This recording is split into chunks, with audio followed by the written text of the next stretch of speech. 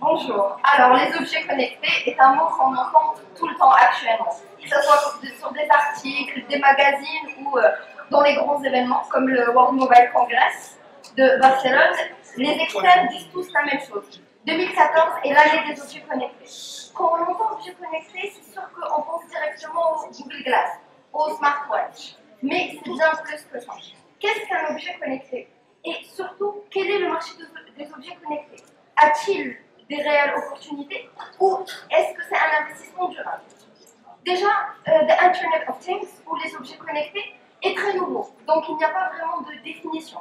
On a cette définition en Doherty, mais pour faire court et précis, the Internet of Things, c'est dépasser la communication en personne, dépasser le machine to machine et connect everything to anyone, at any time, with any network and with any service.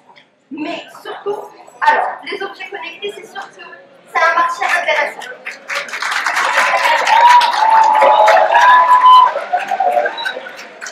Donc, comme on disait, les objets connectés, c'est un marché intéressant. C'est un marché qui est générateur d'opportunités. Selon les offices d'études d'Internet, c'est 400 millions d'euros en 2015, 50 milliards de ventes en 2020 et une moyenne de 6 à 7 objets par personne. Il y a 3 domaines essentiels. Les smartwatches, comme vous pouvez le voir, vous avez des exemples où celle que j'ai à mon poignet, c'est la Sony Smartwatch. Il y en a plusieurs. La plus connue, c'est la Samsung. Elle a vendu 800 000 exemplaires en 2 mois.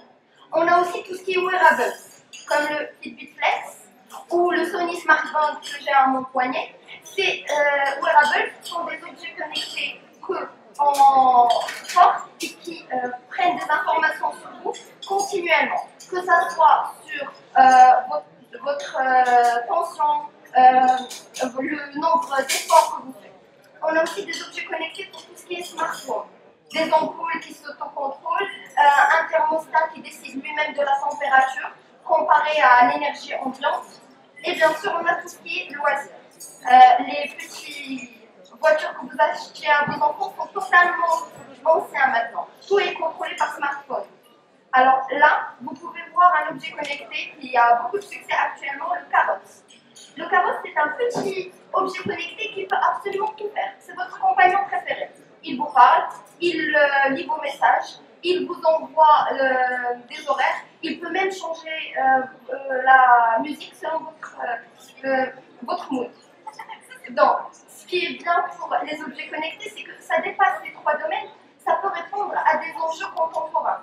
Dans certains pays, comme aux Pays-Bas, il y a des poubelles qui sont connectées et qui envoient des messages instantanés à la mairie pour un contrôle de la vie. Il y a aussi des objets connectés qui contrôlent l'énergie et l'utilisation de l'eau dans des grandes centrales nucléaires.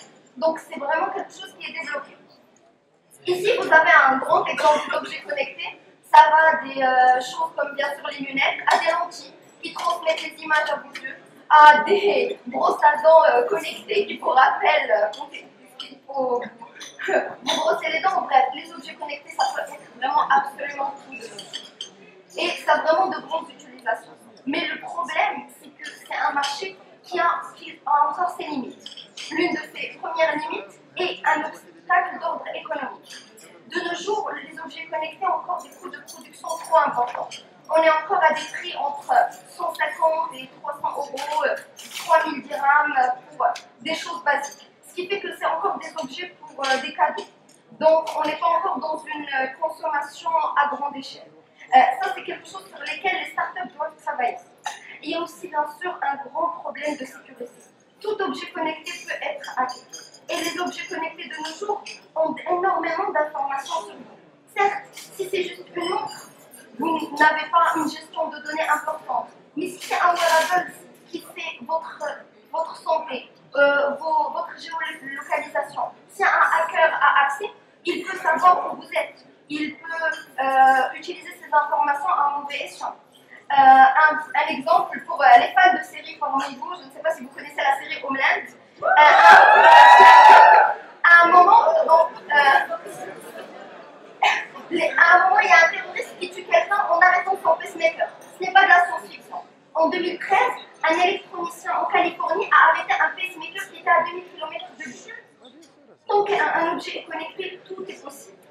Et ça crée encore beaucoup de méfiance. Ce qui fait que les gens n'achètent pas forcément autant d'objets connectés qu'ils devraient. Parce que selon une étude de Havas Media, 78% des consommateurs internationaux ne font pas confiance aux objets connectés. Pour eux, les objets connectés prennent des informations et ne leur donnent aucune réelle valeur en contrepartie. Ce qui fait que ça, c'est un obstacle pour un marché qui pourrait vraiment être très intéressant. Donc voilà, les objets connectés, c'est quelque chose qui sera dans notre avenir. 50 milliards en 2020, 6 à 7 par personne. Je sais, ça apparaît fou, mais c'est les prévisions. Et donc, mais il faut bien sûr de nouvelles règles et une vraie réglementation aussi. Voilà.